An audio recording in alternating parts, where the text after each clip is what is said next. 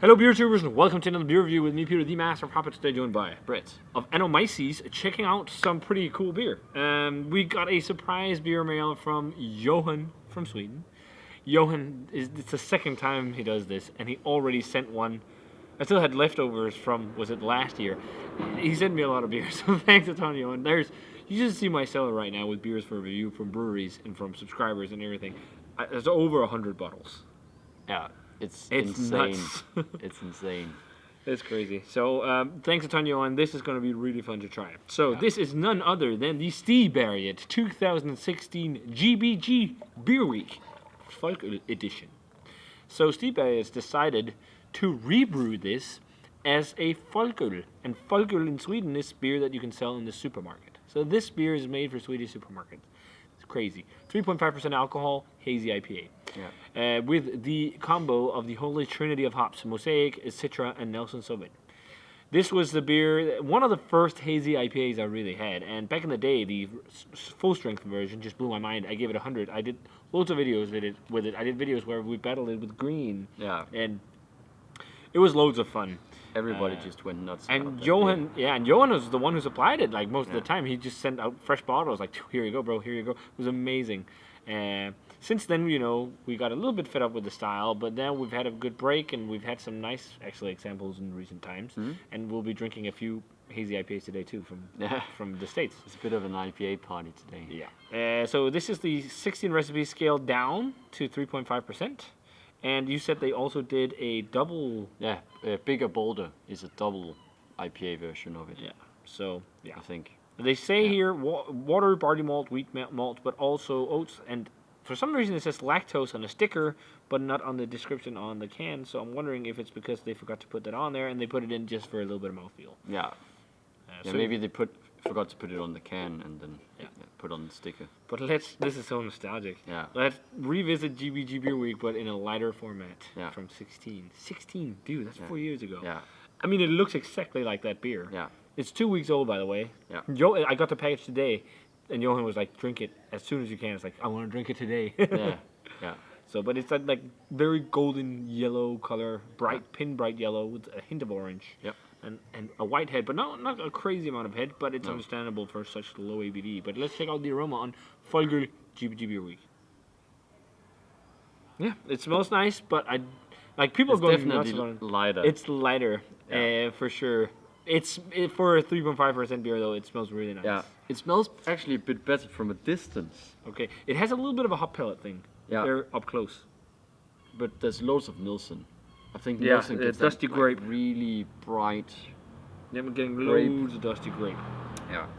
White grape. There's also pineapple, almost tart unripened fruit. grape because you don't have as much sweetness. It's a very bright IPA. Yeah, limey, maybe lemony. Passion fruit and tart passion tropical fruit. Yeah. But that's also usually what I get from a beer like this. But it's towards what I remember as the original, something along the lines, just of course scaled down. Yes. Not as popping and crazy and everything. No. It's probably a similar hopping. They just tried their best to make it a Folköl. And apparently a lot of Swedish breweries are doing that right now because of COVID. So bars are not open. So they're trying to push some more beer for supermarkets because they have those stupid laws where you can't buy beer stronger than 3.5% in supermarkets. You have to go to a government-run monopoly. But I mean, it smells nice. Nothing mind-blowing smelling, but it smells like a nostalgic experience. Let's try it. Cheers, and thanks a ton, Johan.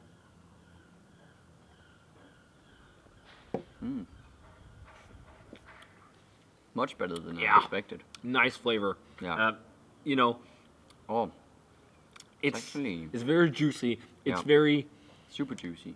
Very bright and tart tropical, passion. It really does remind me of GBG Beer Week, just very, very like a watered down version, kind of session IPA version. But it has that really, really juicy flavor that GBG had. Yeah, like that really juicy pineapple, kind of passion fruit, tart tropical fruit, white grape, musty kind of grape. And then, because GBG... Also a bit of mango. What I loved about GBG was that it didn't have any of that pellety, harsh flavor. But this has a little bit of it. Just a bit, but it's very light. Yeah. You can definitely have IPAs today, single IPAs, that have more of it than this one. For sure. For a fucking 3.5% beer, this is awesome. It is. It's very nostalgic. Drink this all day. Yeah. Yeah. You just want a little bit more mouthfeel to oomph everything up and some sweetness. Yeah. But this is exactly what you're going to get, this type of beer with 3.5% alcohol only. But it's fucking great still. I think it's really nice. Yeah. I think they did a great job of doing a reinterpretation of this for the supermarket. And I think, because this was a very hyped beer, bringing it back now. They did once what they called it new and improved. Yeah. Which was But not. that was a different beer. Yeah, and it was not as good. No. This is much more like the original, just lighter. Yeah. And I think this might sell even better because it's more close to the original GBG. Yeah. I think this is actually better than new and improved, maybe. Possibly, yeah. Yeah. And also,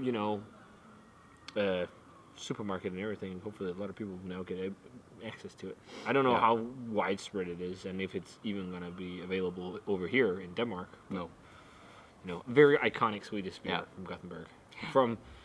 Originally brewed by Olle, who now has OO. Is one of his masterpieces, and it was fun. So I'm gonna go like 92. I think it's actually very decent.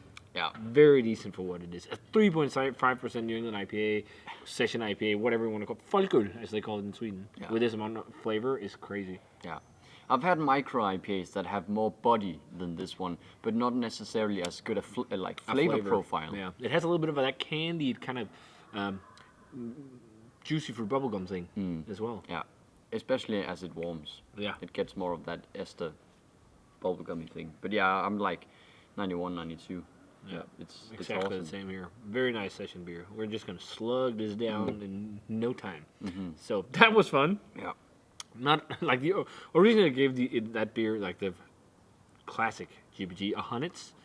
I don't know if I would again now because it's just so much has happened since 2016 in terms of hazy beer. But I think it would still be it pretty was still high, very high. Would be very high. But who knows? Maybe with the success of this, they're gonna rebrew the classic too. It would be fun to try and get the, was it a double IPA? The bigger boulder.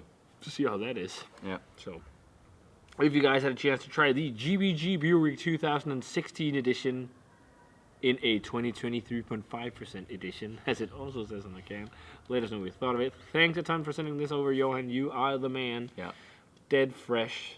It's, lovely. So, if you guys had a chance to try, let us know what you thought of it. As always, remember to comment, subscribe, check out the Facebook fan page and Twitter and Instagram, and ring the bell so you get notified of future videos.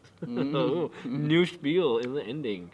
Trying to work it in. And we're going to say cheers in some sessionable Folköl and see you guys in another beer review.